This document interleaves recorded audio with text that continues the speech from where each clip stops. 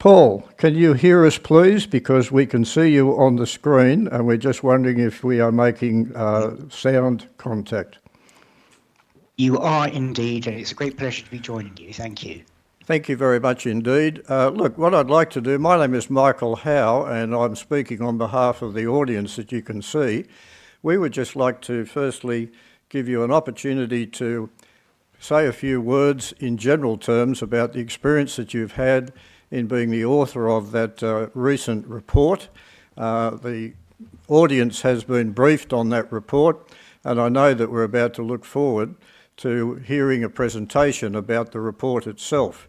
But just before that, could I invite you please to just, in any way that is appropriate for you, just tell us a little bit about yourself, the reasons why you got involved and anything else that you would like to share with us. And thank you for that, if you would. No, thank you very much for the opportunity to join you. It's been really fantastic hearing so many of the speakers, including that last excellent panel. And I suppose if you want to summarise and save yourself an hour, I'd be saying us too is the kind of message you're going to get from me. And I fear probably not much that's different to that which you already know. As for the Haythornthwaite review, I wasn't one of the authors. I was one of the red team individuals on that, supporting Rick Haythornthwaite and his crew. But prior to that, I had been the head of Defence People Strategy in the UK Ministry of Defence, and a lot of what was represented in the Haythornthwaite review built on work that we had done in developing a new Ministry of Defence People Strategy to try to respond to the changing demographic, the changing nature of warfare, or rather, I should say, the changing character of warfare, otherwise I'll be sacked by the academics. So a lot in the Haythornthwaite review is recognisable to the Ministry of Defence, although it was run by an outside industry leader, but not particularly new.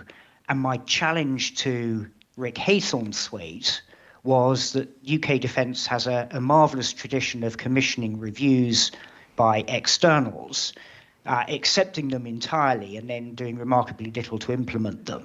And so what we saw in the Haythornthwaite review, if you want to chart back in time, you see shades of that in 2010 when we had the new employment model, and even going back as far as 1995 when Mike Bett was responsible as the chair of the Chartered Institute of Personnel Development of reviewing armed forces recruitment and retention, and he made very similar recommendations. So I think the problems are not necessarily unknown. The solutions are somewhat difficult to implement. And perhaps I'll pause there because I do have a slide on the Haythornthwaite review and some of his ideas.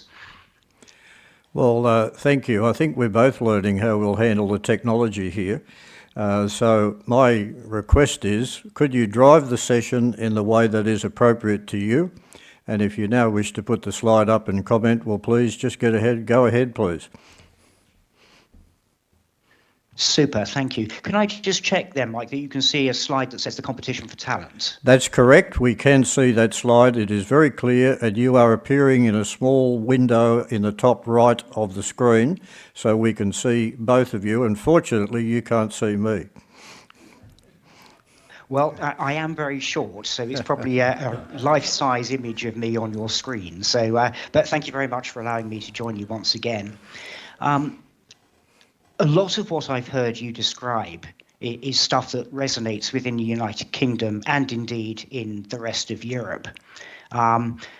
We often hear it termed over here and in the United States as a war for talent, which I sort of reject and prefer the terminology a competition for talent. And the reason I play a little bit of sophistry perhaps is that war to me implies the potential of a decisive victory. But I don't think what we're facing today is capable of decisive victory. To give you an example from the commercial world, we see a lot about management consultancies arguing that the top 10 skill shortages in the UK economy today are in jobs that didn't exist 5 years ago. And if you think in the military context to Ukraine, the Ukrainian armed forces, their skill requirements, the composition of that force in 2025 is very, very different to the armed forces that existed in January 2022. Yeah. So I suppose a spoiler alert from me would be, I don't think the answer is in coming up with a perfect new recruitment campaign or a perfect new policy that's open and inclusive, but it's about developing systems that can adapt fast enough to new skill requirements, to changing individual expectations, and to do so in competition with other employers that are targeting the same talent that the armed forces are looking for. And in part, I think your response to that challenge depends on whether you see this as being a problem of communication or whether you see that as a problem of the product that the armed forces are selling. And again, to spoil the punchline, the reality is it's a bit of both. So I'm just, if the technology works, moving on to the next slide. I've got 5 things to talk about with you, if you'll permit me. One is a little bit of an overview of the UK workforce in defence. Then I'll look at a couple of European countries to give you an idea that you are not alone in the challenges that you're facing. Although Professor Lee, I think, brought that out quite nicely in the Blamey oration as well. Talk about the recruiting challenges that we face in the UK, to address some of the retention issues, which is where the Haythornthwaite review will come in particularly, and then finally to end on the challenge of mass, which again, I had this in there even before I knew there was going to be the Blamey oration, but I think it's quite apposite in the sense of what you have heard from Professor Lee, and how Blamey responded to that challenge of growth to face an increasing threat. Paul, could I briefly comment? Paul, could I briefly comment that I will only give you feedback if the technology fails and we can't see what you're talking about. And I'm sorry to interrupt, but otherwise, thank you, and we'll just follow. Thank you very much. My plan, if I can stick to the script, and I'm usually rubbish at that, is to speak for around about 40 odd minutes to leave a bit of time for Q&A at the end, technology dependent, of course. In terms of the UK workforce, armed forces workforce, this pictogram just shows what has happened since the end of the Cold War. And whilst we focus a lot at the moment on the challenge of recruitment and retention, there's a danger of misleading ourselves into thinking, in the UK at least, that this is a new challenge. I think it's been there for a long time, but I think it's been masked by the fact that we have been reducing the requirement for people in the armed forces. And now, as that drawdown has started to slow and indeed potentially reverse in many countries, then what was always there is now becoming much more apparent. So I joined the Royal Air Force back in 1992, which definitely wouldn't qualify me for your young persons panel, but the Air Force I joined was 89,000. By the time I retired a few years ago, it was 30,000. And similar stories for the Navy and for the British Army, and probably worse for our civil service colleagues, if you look at the purple people on this screen here. So a substantial drawdown in the workforce structure, I think, has masked the challenge of recruitment and retention and brought it to the surface now that we're pulling out of that decline. This just goes into slightly more detail on the full-time trained strength. Again, don't worry about the individual numbers, but if you follow the trends, you can see exactly what has happened there, which is that we have been drawing down, but that rate of decline has certainly slowed. And as I say, I think that's bringing up some of the challenges. We have done our best to hide some of the problem. You'll notice at the bottom where it says Royal Navy, Royal Marine, FTTS, and the RAF FTTS, that's full-time trained strength. The Army has introduced a new T into that because they recategorized what qualified as trained strength. And before, it used to be only after your specialist training, where you were now qualified in the trade in which you had joined, that you were again to the trained strength. For the Army, they now count it after your initial training because they argue that you can be an infantry person after your basic training, and therefore you are usable by the force. So that slight spike in numbers in the army, which looks like a recruiting and retention success, might very well be just redefining what we counted within that. So it's a statistical improvement rather than anything else. And this comes from the Armed Forces quarterly personnel statistics, looking at the inflow and outflow from the Armed Forces. Again, what seems to be quite consistent is that we've struggled in recent years with inflow, and outflow has increased. And that compounds the problem. So I think your conference is absolutely right to address both recruitment and retention in the same point. And as recently as Wednesday of this week, the fleet commander in the Royal Navy highlighted that his perception of the top risk to the Royal Navy now is people. And he observed that they have not hit their recruiting targets since 2011. Now, we heard very eloquently, I think, from the young people just before me about what impacts on people's willingness to join. And we have a very similar story to tell in the UK. There is a sense that there is an unwillingness to serve in the armed forces amongst the new generation. In 2024, a survey here found that 38% of under 40s would refuse to serve in the armed forces, even in the event of war. Only 7% would volunteer, and that would rise, but only to a rather paltry 11% if the UK homeland was under direct threat of invasion. So there is this general sense, as your previous speakers have highlighted, of is there a willingness to come to the colours?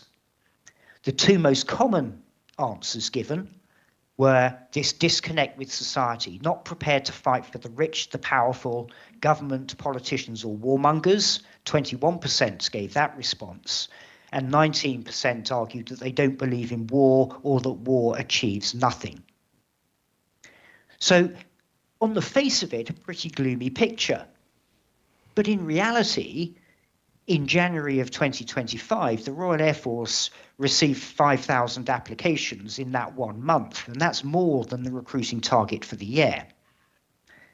Similarly, across defence as a whole, we have seen far more people applying to join than defence would actually need to fill its gaps.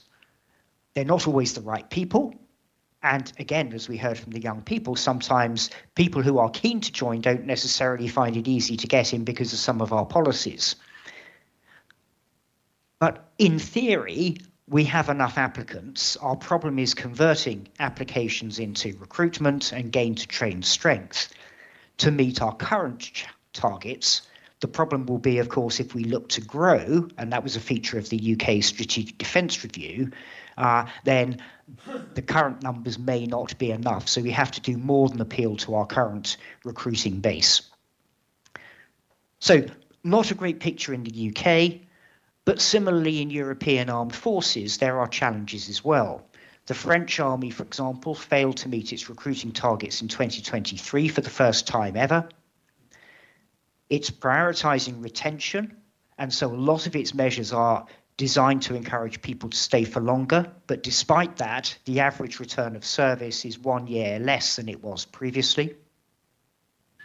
They have increased applications, so recruitment is going up, and they recruit relatively quickly. They recruit in between 4 and 6 months, but the problem is their dropout rate is very high. In 2022, almost 32% of the Army resigned during the probation period, 27% of the Air Force and 22% of the Navy. So they're bringing people in through a relatively fast process, but they're losing them almost as quickly. And what are they thinking about doing? Well, oddly enough, a lot of what you have said and a lot of what the Blamey oration covered, which is this attempt to connect a better defence and the nation. They have a Defence and Citizenship Day, which is compulsory for 16 to 18-year-olds. They're looking to enhance it with much more immersive, augmented reality, virtual reality training for citizens to give them a genuine experience of what life in the armed forces is like. And they're running quite innovative defence classes where local units are partnering with local schools for a year, and that local unit sends people into the school to provide a realistic understanding of what the armed forces actually do. They've introduced enlistment and sign-on bonuses, often targeted. And so, for example, an NCO signing on from 18 to 21 years can expect to receive €15,000, and a cyber officer would expect to receive €25,000 to sign on as part of that attempt at retention. They've also looked at substantial pay rises and looking at moving more of their pay into what we would call consolidated pay, which means it counts towards the pension. And they're doing a lot, and as we heard in the previous panel, this idea of family housing, they're doing work to try to improve that. These are all quite recent initiatives, so it's difficult to say precisely what impact they have had. Germany has a similar challenge. It set itself a target by 2031 of growing the armed forces to 203,000, and it's currently at 182,000. So despite the ambition to grow, numbers are remaining steady, and there are significant gaps in the German armed forces. 20% for NCOs, 28% for enlisted soldiers, even today. So the gapping is worse when you consider against 2031 target. Like the French, they're prioritizing retention, but they've now got an aging force. The average age, for example, is now 34, but only 3 years previously, it was 33. So we're seeing an aging force, and of course the armed forces lifeblood is that flow of young people to come in order to maintain the fitness levels to make people fully medically employable across all range of branches and trades.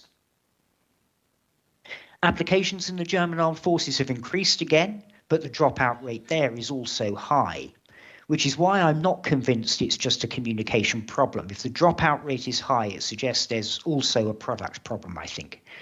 And in Germany, 27% of new recruits leave within the first year. Defence Minister Boris Pistorius wants a new military service law. His party, the SPD, wants it to be solely voluntary, but he's under pressure from coalition partners, the CDU and CSU, who want provision for compulsory drafts if not enough volunteers look to join, or they can't grow because they're not retaining people. So it's proving to be quite a divisive issue within the German government at the moment. And as you will remember, it's a coalition government.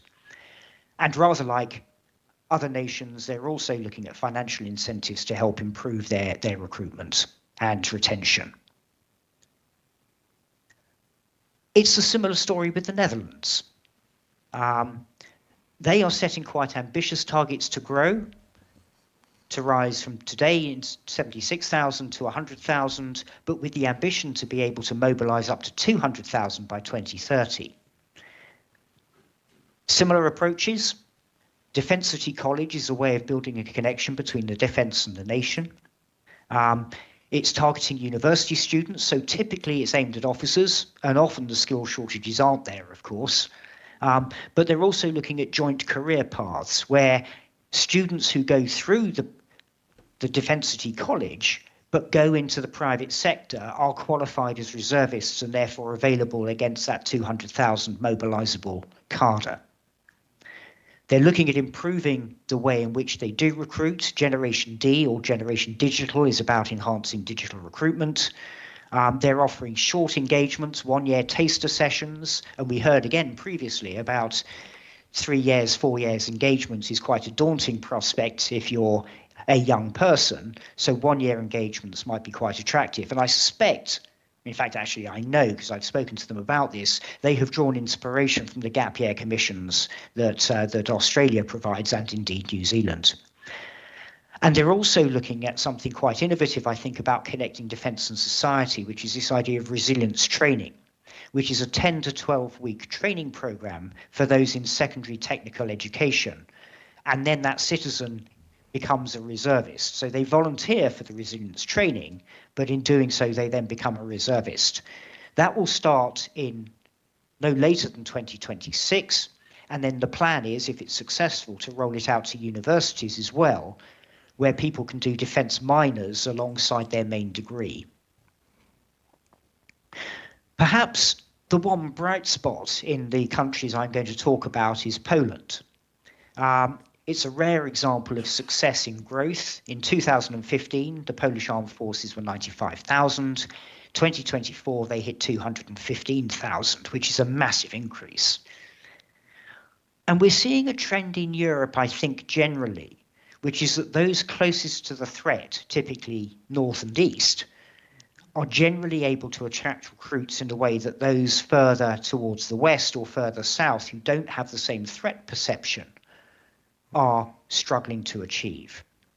One could argue it's because society is scared by the threat, or it could be, you argue, it's about the sense of meaning and purpose that the armed forces provide connects people far better with the armed forces and therefore makes a much more fertile recruiting ground.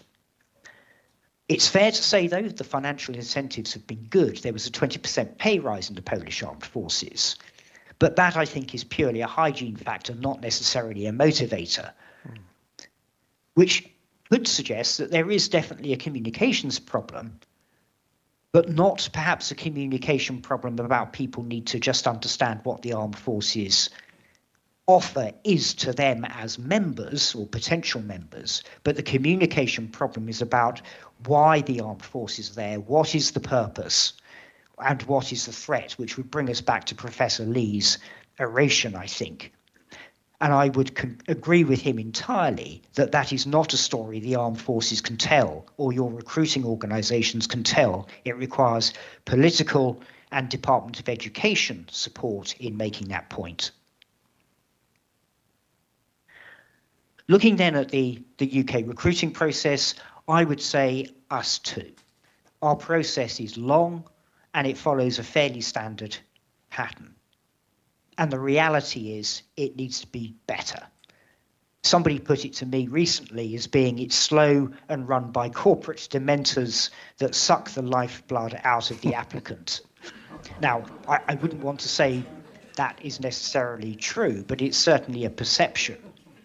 And concerningly, I think, for the UK, there's a new system coming online in 2027, which takes the Army's currently completely outsourced recruiting process and applies it to the Royal Navy and the Royal Air Force, who at the moment retain some degree of control over their process. The big challenge, I think, because I'm sure commercial organisations have been selected on the basis of their professionalism, the big challenge, I think, is what happens in that transition period between now and 2027. With one company who is not incentivized to hit the recruiting targets and has spent the last decade failing to do so, and another company that hasn't yet got authority to try to respond. So I think the concerns expressed about the new contract are fair, even if some of them are perhaps better aimed at the transition period. And of course, you will know more than most that 2027 is a critical period if you believe in the Davidson window, because it might be the point at which we need to have our armed forces at full strength, not just starting to recover from gapping.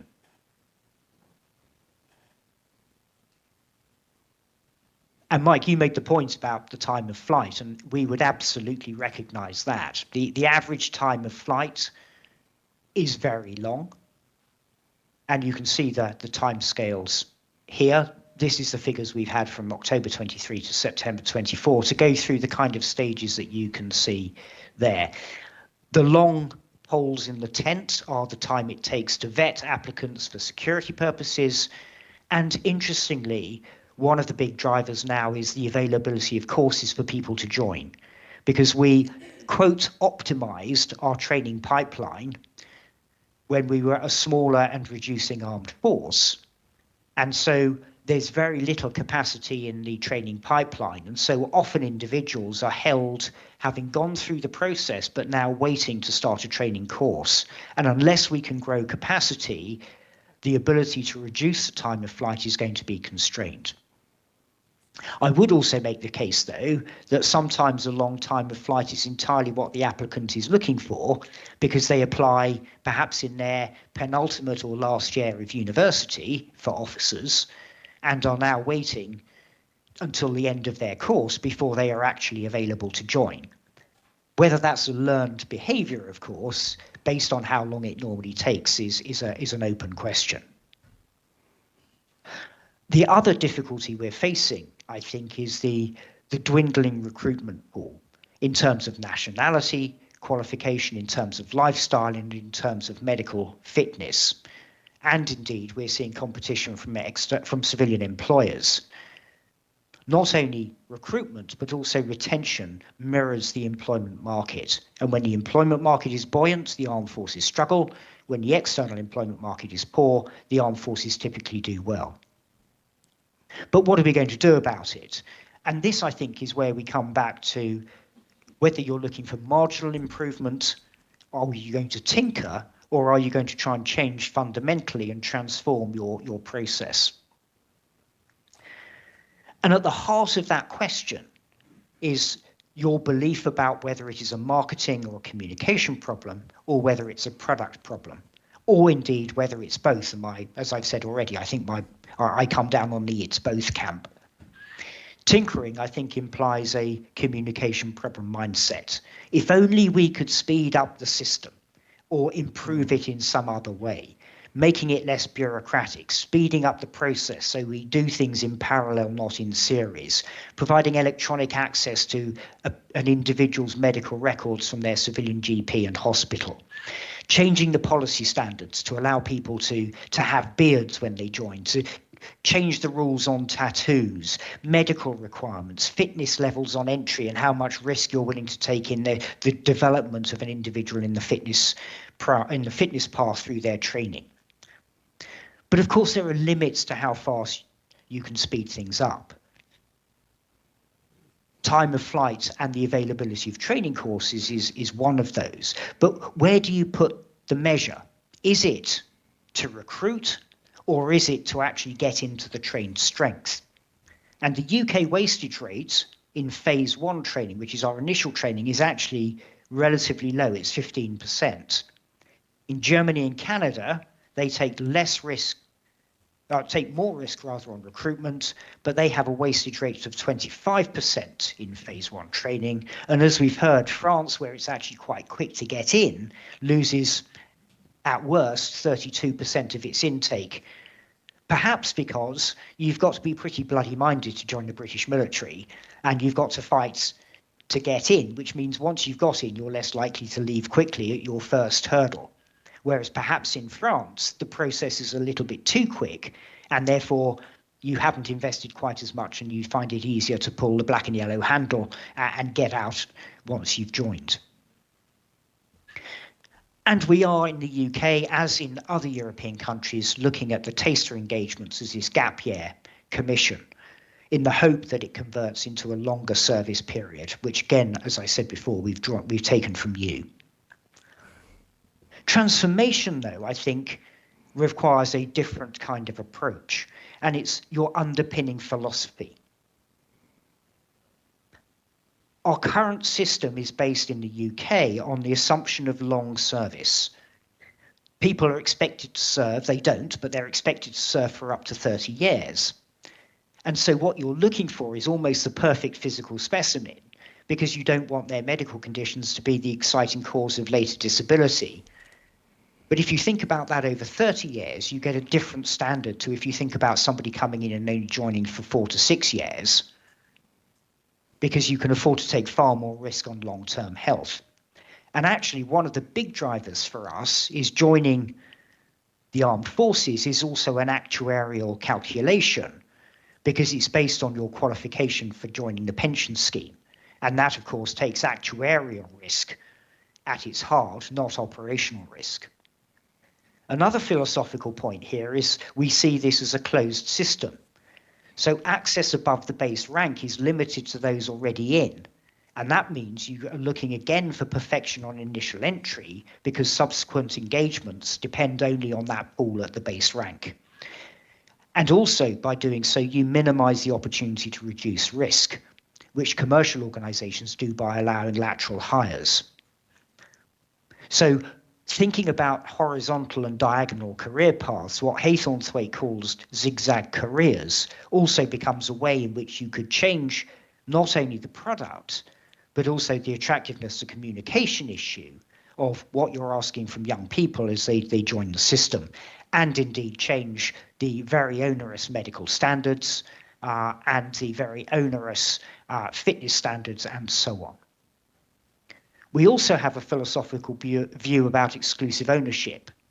And again, zigzag careers, I think, challenge that. So over a career, we may not own you all the time, but also reserve service, again, from the previous panel, isn't exclusive ownership. And what the Dutch are doing, I think, plays into that rather nicely. The final area I would say about transformation would thinking about what we mean by recruitment. In the UK, our recruiting system is largely based on a trawler system. It's hoovering up, trawling with a net, largely indistinguishable people en masse, waiting for the skills that the armed forces will provide them. I think we need a more agile recruiting system now that can also do fishing by line, because we might need to be targeting specific pre-existing skills to draw into the system, either as exclusively owned or in reserves, in order to try to mitigate some of the risks that we face. Because the reality is, in the tech world, the armed forces will always lag behind the ability of commercial organizations to pay pop star wages. And I suppose that then brings us to retention and this idea that you can't fill a bucket when it's got lots of holes in it. So we need to think about, what does the offer look like from the armed forces? Is the product right? And then I'll briefly cover the Haythornthwaite review. There are a lot of factors affecting retention, which we've bucketed together as the offer. There are external factors, as you can see on the outside of this diagram, and I've talked to some of those. But if I could take you over to the 9 o'clock, perceived value of the armed forces is what I think a lot of you have been talking about, is why would I do this? Have we got that fertile ground for people thinking that it is meaningful, it is purposeful to join the armed forces? And then the 4 quadrants on the inside. I think typically armed forces have focused in the reward space, which is about principally pay and allowances, but it's not the armed forces' strength in competition. And whilst it plays a part, undoubtedly, it's one that perhaps is our most constrained environment. And I remember talking to a pilot who said to me after we introduced a financial retention incentive, he said, yesterday, Paul, you had an unhappy pilot. Today, you've got an unhappy pilot with a new Mercedes. So unless we can address the issue of unhappiness, our ability to retain has got to be better than just the golden handcuffs. Because the worst thing for me as an employer is to pay a salary check to somebody who's already checked out of my organization. So golden handcuffs are not necessarily the way to get the most of your workforce. I think I would also add at this stage not only the opportunity, the environment, and the motivate, as though they are somehow singular things. But what we're facing these days is a 5-generation workforce. And different generations appear to have different expectations of what leadership looks like, what opportunity looks like, what they're willing to sacrifice. So again, opportunity, motivation, and environment are perceived and mediated differently by different generations, and we need to be much more sophisticated in our understanding about how we're going to manage and retain those different expectations. How am I doing on time? Okay. The Haythornthwaite review, which I mentioned I was on the red team for rather than one of the principal authors, if it wanted a strap line, it would be about how do you make people feel valued. So ironically, it was set up as the Haythornthwaite review of armed forces incentivization as a pay and allowances review. But Rick Haythornthwaite very quickly recognized that it wasn't going to be about just the money, because money in some senses compensates for the other ways you're being treated. So you need to think about the way you're being treated just as much as you do about the financial sugar lumps you put on an individual's journey. And he identified two key elements: giving people more agency and providing much more agility, which is a much more differentiated pathway that individuals might follow as they go through their military service. So he talked about the employee value proposition. He called it a people value proposition, but most of us would recognize it as an EVP, and being able to communicate that clearly to people. And again, I think the brilliant panel we had before me brought that out very nicely. But policy simplification as well. It's no good having hundreds of pages of policy that nobody can understand. You need to be able to speak the language of the people. Mm-hmm. There's clarity of the standards of delivery, especially for things like housing. And it's interesting, in the UK, we have now brought our housing stock back into core, as opposed to contracting it out or selling it off to a financial company. And also the other area we suffered significantly, and I was intrigued by the comment being made about the deli culture, was how we could improve the food offer. The UK introduced something called pay as you dine in response to some people's responses to a survey about what they wanted. But unfortunately, it's become known as save as you starve, and it's not necessarily delivering. So there's a real sense we need to get after how we look after our people and the quality of the food that we provide. What I think was really interesting from Haythornthwaite, and it was a real cultural challenge for defence, was this idea that we need to be able to experiment in small trials to find continuous improvement. And that's certainly quite different to my time in defence, where when we introduced a new policy, we wanted it to work for all of the people all of the time. And Rick's idea is that we need to be much more agile in thinking about that and allow for experimentation with particular cohorts who might be treated quite differently, because one size doesn't fit all. Mm. And again, as we heard in the previous panel, definitely a focus on considering retaining the family, not just retaining the person. He talked about agile rewards, the need to understand the whole system better, not just the individual elements, a need to provide a spectrum of service, which actually builds on your Suarkin model. But I think where the UK perhaps has struggled with trying to think through your Suarkin model is we often started with this idea that the dominant position is that of a regular who can dial down, rather than it being a neutral interpretation of people who can dial appropriately from whatever position in that model they happen to be sitting at any given moment in time. And that brings you to a much more organic understanding of the flow costs that defence faces.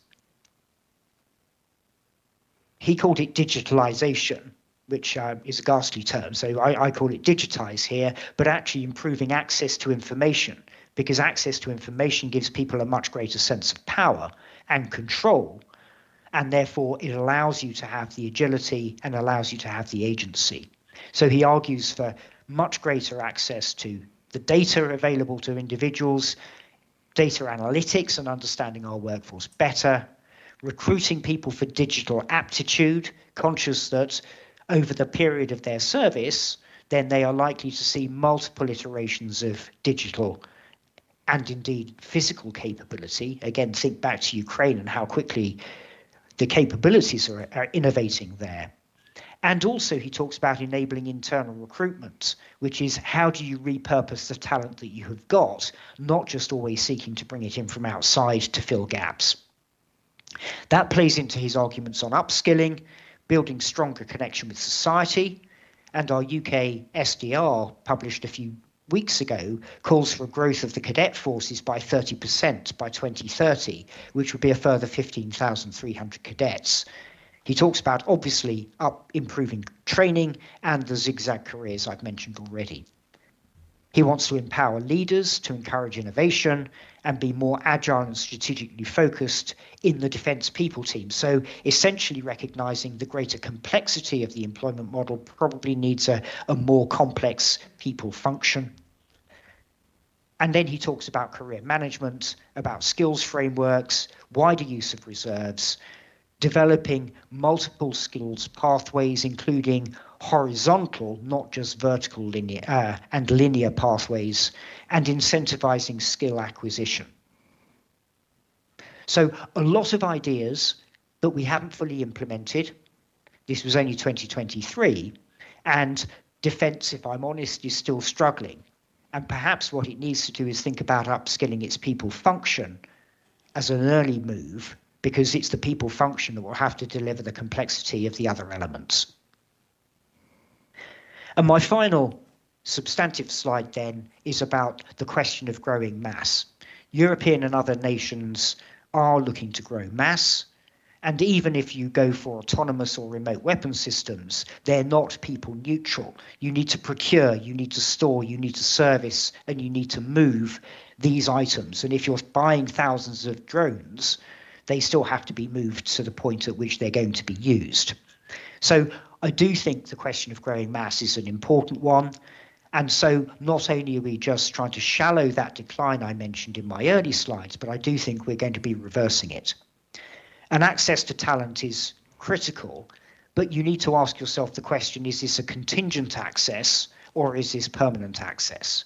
And if it's about war fighting, then you might be thinking contingent workforce and therefore thinking about your reserves and not using the dominant characteristic of the regular and then the reserves are somehow changed from the regular model, but perhaps allowing the reserves to be constructed as an entirely separate model that reflects the unique characteristics of the different types of reserves. And then, just as the Germans are facing, most nations are facing the question of volunteer or compulsion. There is a cost-benefit equation here. There is, according to evidence, an impact on economic growth of countries that have conscription. And there's also a question of the military utility of short service. So I think conscription may well be suitable for countries in Europe that are north and east, closest to the Russian threat. But I'm not sure it's an answer necessarily that the UK could convincingly make to its population. And I would suggest at the moment, with all humility, that I think it would be quite difficult for you in Australia, as an island continent, to make the case for conscription. But that doesn't mean we shouldn't respond to Professor Lee's challenge about how do we engage society better with defence and without scaring people too much, explaining to them the threats and the risks that the nation is facing.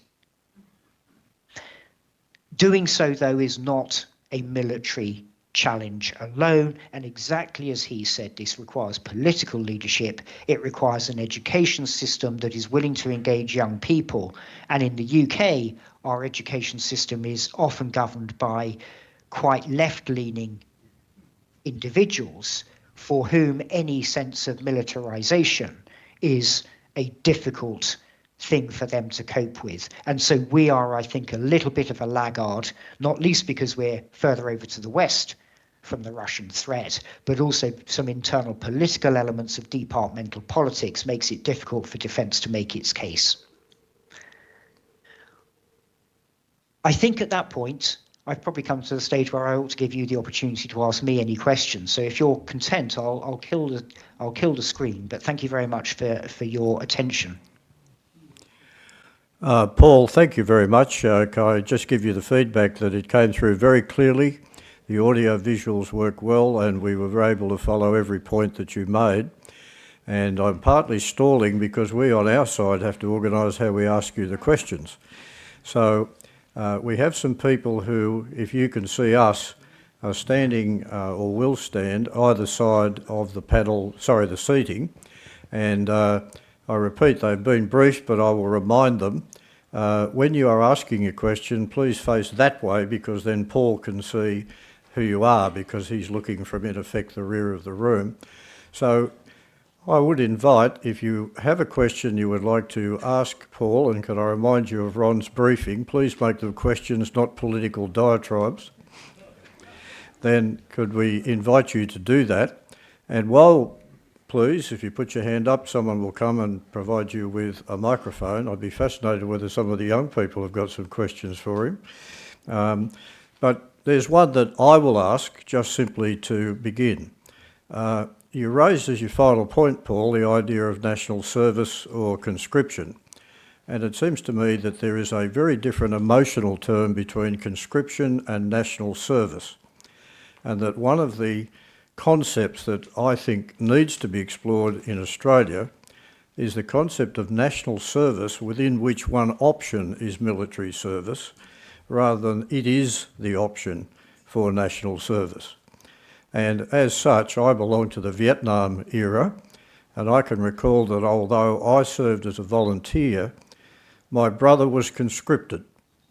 He did not want to serve, he did not choose to serve, and he was balloted. And a lot of his peers did not serve. They just simply were not balloted.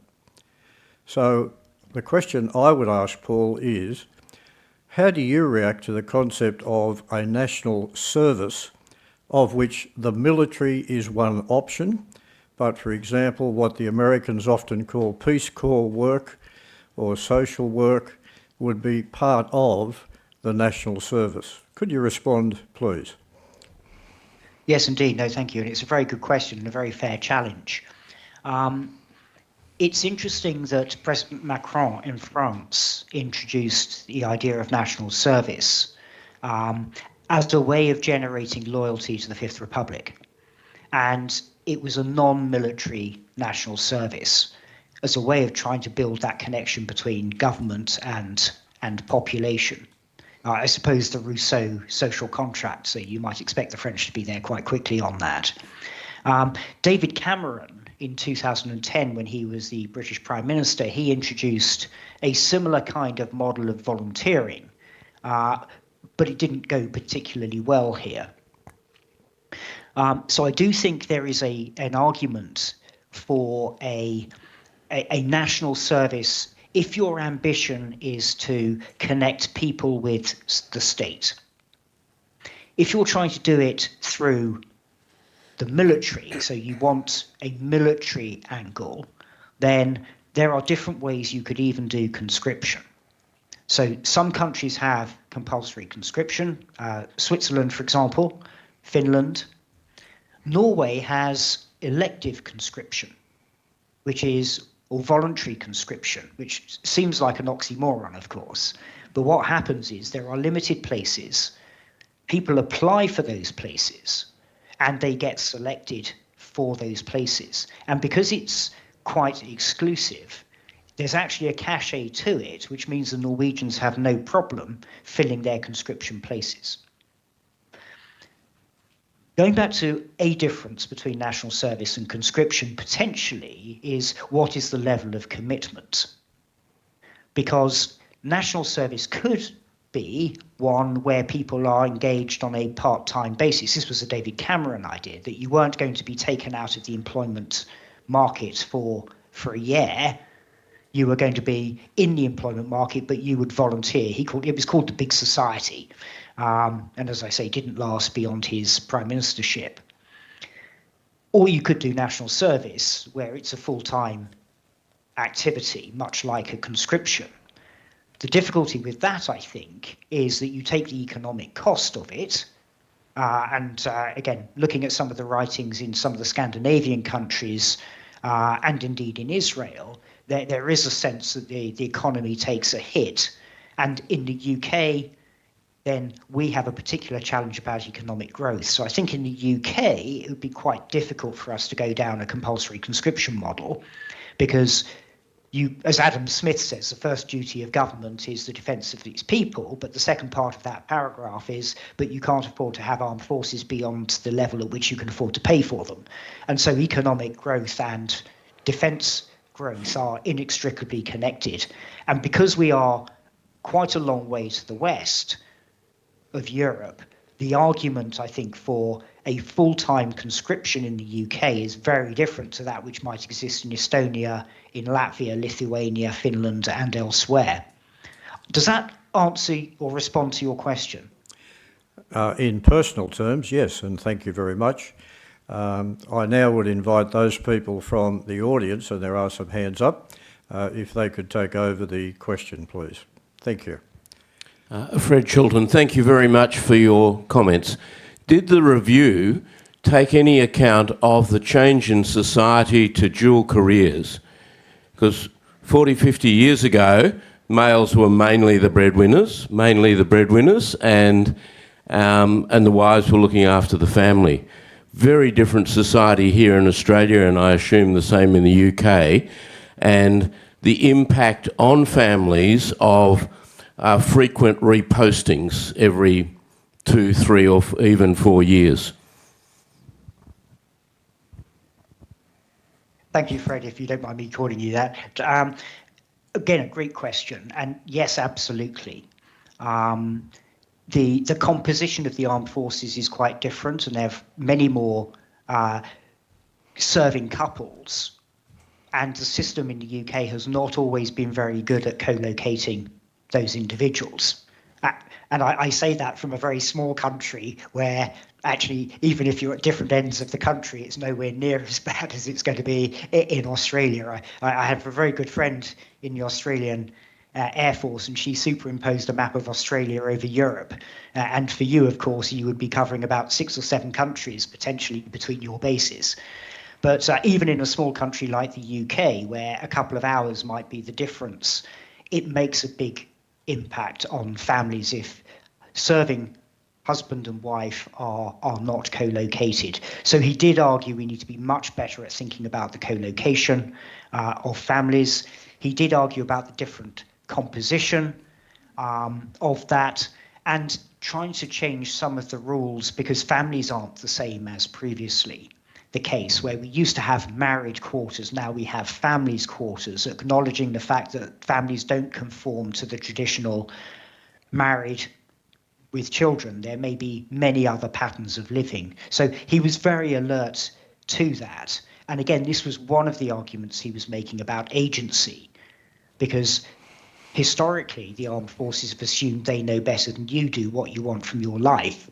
And that has a profound impact on families. And you highlighted the frequent moves. Well, actually, could we post people back to the same unit and just put them in a different job there? There might be a hit on a career, and you may not be as competitive for promotion, but surely it should be your choice and your ability to sacrifice one thing for the benefit of another, rather than the organisation deciding that you don't want to make that sacrifice itself. Hence his point on agency. Does that respond, or is there anything in your question I haven't come back to? He's nodding happily. Here you are. Oh. Another question about the... David Harvey here. A two-part question. Firstly, has there been any correlation in the UK recruiting between at the point of which effectively recruiting was outsourced? And the second part is that I think I remember historically that British Army recruiting shot up when the trouble started in Northern Ireland, and people could see that they weren't going to spend their life in barracks. And I think I remember as well the same thing happened when the Falklands was on. Is there any move in UK applications now that conflict in the strategic situation is as it is now, rather than how it might have been seen by the youth 3 or 4 or 5 years ago? Thank you, David. Yes, the Army contracting out hasn't been a great success. However, it's faster than it was when it was run entirely by the Army. And if you look, on the slide I showed on the time of flight, actually the Army time of flight is shorter than that for the Navy and the Air Force, which still retain quite a lot of ownership of that process. But arguably what happened was the Army was running recruitment at the time that they were trying to reduce in size anyway. And then when it was contracted, then I think the problem of the declining or the flattening out of the slope meant that retaining people was much more important, and so the recruiting challenge has become much more obvious. Now, I wouldn't want to suggest there have been no problems with the process itself, and as I said, somebody talked about when you apply, you only talk to civilians. It's like talking to corporate dementors who suck the soul out of the applicant. And I dare say there's an element of truth in that as well. People want to join an organisation and talk to people who are part of that organisation, not individuals who are paid to sell it. And so there is a huge black economy within the army, if you'll pardon the expression, of hidden individuals who support the recruiting process in order to try to make sure that applicants are talking to individuals who are in uniform, not just corporate dementors.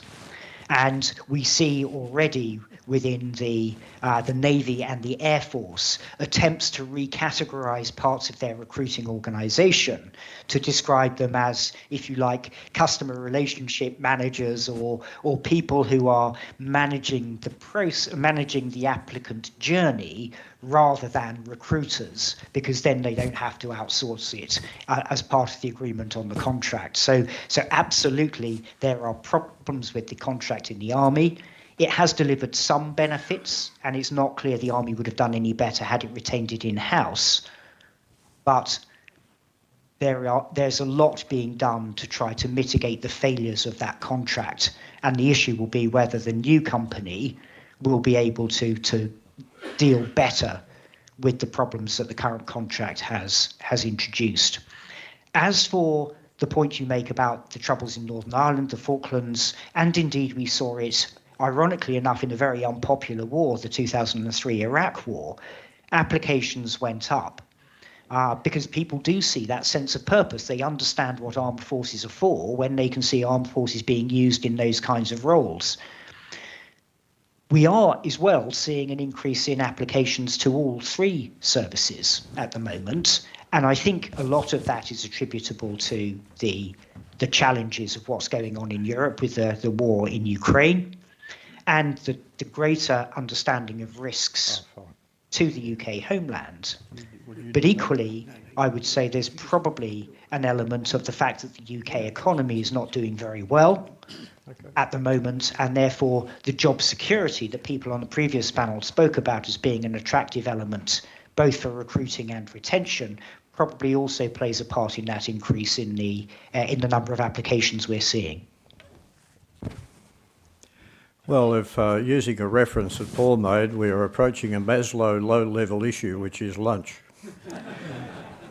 And so could I make the point, please, that perhaps we can handle one or possibly two more questions from the audience, and then I have a delightful social role to present to our panel, and then we'll break for lunch. So please, are there one or two final questions? Good afternoon, Paul. My name is Mark Roberts. I noticed through all the speeches and orations today the matter of pay. And I'm going to put I've spoken to Tony Abbott about this, our ex-Prime Minister. And I'm going to put the Chancellor of the Exchequer and our Treasurer in the fetal position. Has there any consideration been given to a different tax system for the armed forces? So you go in as an apprentice and you pay minimal, if not any tax, for the first 3 years of your apprenticeship.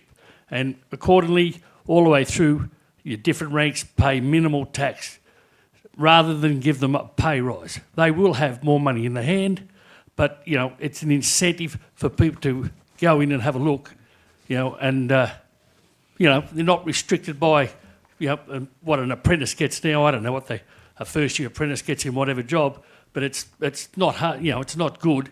But this way you want to incentivise them to come to the armed forces because the pay rates are good and they're going to learn a trade.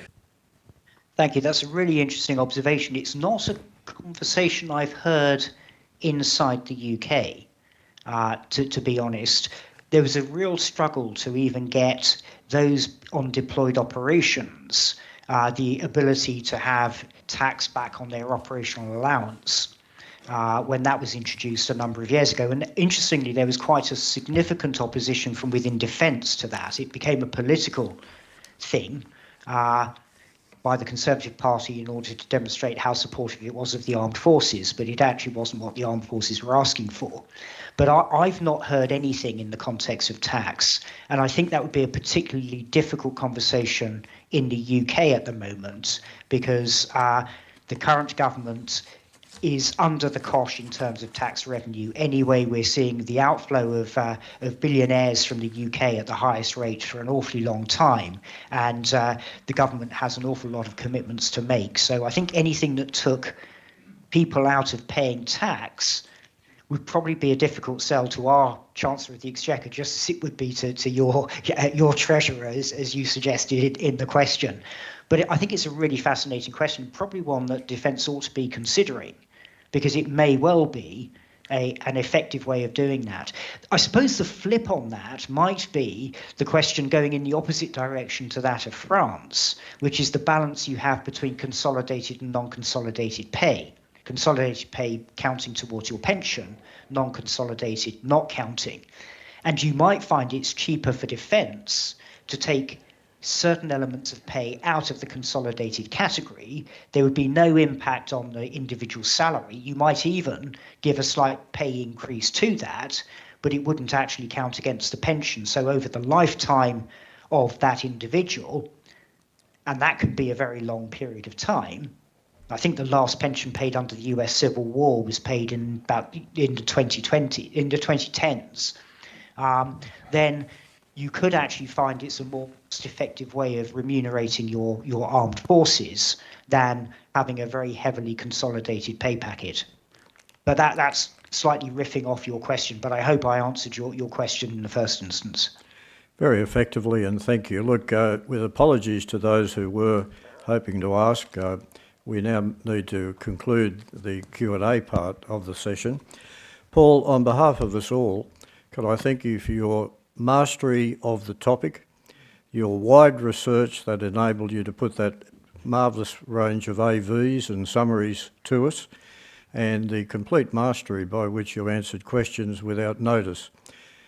I think I speak on behalf of everyone to say I've been privileged to listen to a full expert reviewing in a major way the challenges of the topic that we're here for today. And Paul, to finish on a light-hearted note, to show you the Anglo-Saxon connection that still exists, we're still watching Yes, Prime Minister. And could I remind you that the one that I looked at in the last couple of weeks was where the Employment Minister argued to move the armed forces north because there were unemployment in the north and the armed forces would assist. And the desist was the chiefs came to the Prime Minister and said, "Minister, it could never happen. Our wives would never agree. There are no Harrods in Leeds." So could I simply remind you of that marvellous linkage of Anglo-Saxon heritage that we still sometimes share. To everyone, could you join me in a most sincere thank you to Paul. Thank you very much. It was a great pleasure to join you, and I wish you every success with the conference, but also in dealing with your challenges of recruitment and retention as well. But thank you, a privilege to join you today. Thank you so much.